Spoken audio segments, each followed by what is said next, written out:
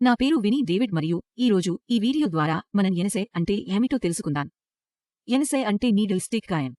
ఇది ఏదైనా రోగి సూది, పదునైన వస్తువు లేదా సిబ్బంది యొక్క చర్మాన్ని అనుకోకుండా లేదా మరొకరి పొరపాటు వల్ల పంక్చర్ చేసే గాయం. ఈ గాయాన్ని మనం ఎక్కువగా నివారించాలి.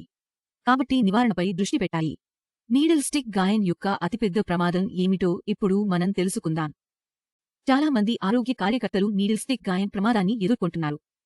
ఎందుకంటే హెల్త్ కేర్ సెట్టింగ్స్ లో పేషెంట్లు కనిపిస్తారు. దీనివల్ల HIV, hepatitis B, hepatitis C వంటి రక్త సంబంధ వ్యాధులు వచ్చే ప్రమాదం పెరుగుతుంది. ఆరోగ్య సిబ్బందిలో వైద్యులు, నర్సులు, టెక్నీషియన్లు మరియు హౌస్ కీపింగ్ సిబ్బంది రోగితో నేరుగా కాంటాక్ట్ అయ్యే అవకాశాలు ఎక్కువగా ఉన్నాయి. కాబట్టి ఈ గాయాన్ని మనం ఎక్కువగా నివారించాలి. ఎందుకంటే చికిత్స కంటే నివారణ మంచిది. ఇప్పుడు మనం నివారణ గురించి మాట్లాడుకుందాం. ఎన్ఎస్ఐ యొక్క నివారణ చర్యలు ఏమిటి? మొదట, పునరావృతం చేయవద్దు. సిరంజి లేదా సూదిని ఎప్పుడూ పునరావృతం చేయవద్దు. ఎందుకంటే రీకాపింగ్ చేయడం వల్ల నీడిల్ స్టిక్ గాయం వచ్చే అవకాశాలు పెరుగుతాయి. రెండవది, మనం పదునైన వస్తువును హ్యాండిల్ చేసినప్పుడల్లా దానిని జాగ్రత్తగా నిర్వహించాలి. తొందరపడి ఏ పని చేయకండి. మూడవది, బయోమెడికల్ వ్యర్థాలను మనం సరిగ్గా పారవేయాలి. మనం సూదులను తప్పుడు బుట్టల్లో పెట్టాల్సిన అవసరం లేదు. ఇది ఇతరులకు ప్రమాదాన్ని పెంచుతుంది. నాలుగవది, మనం ఎల్లప్పుడూ గ్లౌజులు ధరించాలి. ఎందుకంటే చేతి తోడుగులు మన చర్మానికి సూదికి మధ్య అవరోధంగా మారతాయి. కాబట్టి అవి మనకు కొంచెం రక్షణ కల్పిస్తాయి. ఇక చివరి విషయం ఏంటంటే సూదిని మనం ఎక్కడా వదలాల్సిన అవసరం లేదు. ఇది ఇతరులకు మరియు మనకు కూడా ప్రమాదాన్ని సృష్టిస్తుంది. కాబట్టి నేను నివారణ గురించి మాత్రమే మాట్లాడాను. ఇప్పుడు మనం మా కేంద్రాల్లో నీడిల్ స్టిక్ గాయం యొక్క ఈ ప్రమాదం ఎలా పెరుగుతుందనే దాని గురించి మాట్లాడుకుందాం. కాబట్టి ఎవరైనా ఫిస్టులా సూదిని ఉపయోగించినప్పుడల్లా సూది స్టిక్ గాయం ప్రమాదం పెరుగుతుంది. దాన్ని జాగ్రత్తగా అన్వయించుకోకపోతే. రెండవది, అతను ఏదైనా సూదిని తెరిచి యంత్రాలపై వదిలేస్తే సూది స్టిక్ గాయం అయ్యే ప్రమాదం పెరుగుతుంది.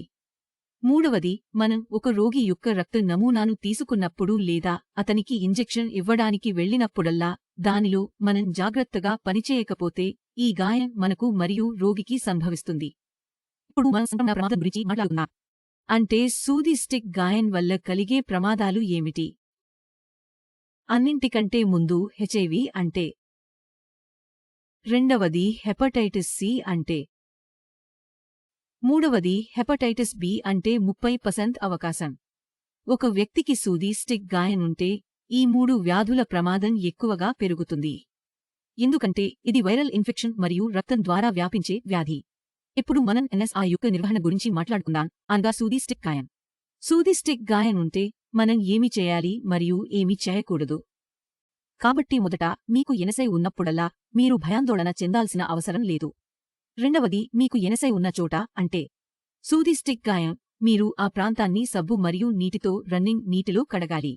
కనీసం 10 నుంచి 15 నిమిషాలు. మరి ఏం చేయకూడదు?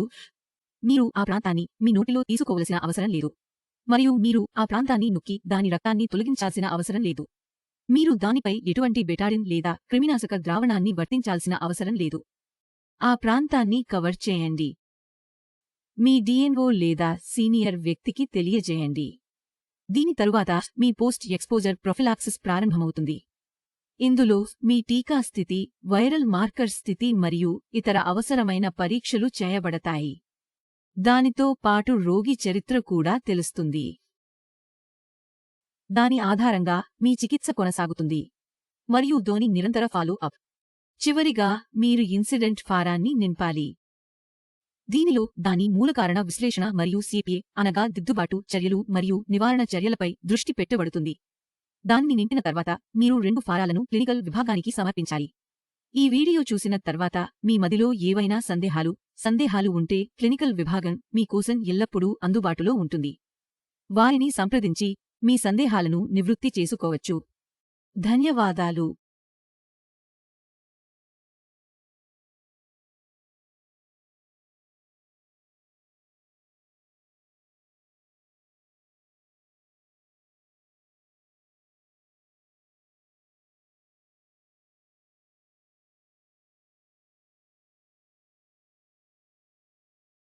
కాపీరైట్ 2020 నుంచి మీడియా లిమిటెడ్ రిజర్వ్ చేయబడ్డాయి. మూచి మీడియా లిమిటెడ్ యొక్క స్పష్టమైన సమ్మతి లేకుండా ఈ రికార్డింగ్లోని ఏ భాగాన్ని పునరుత్పత్తి చేయరాదు.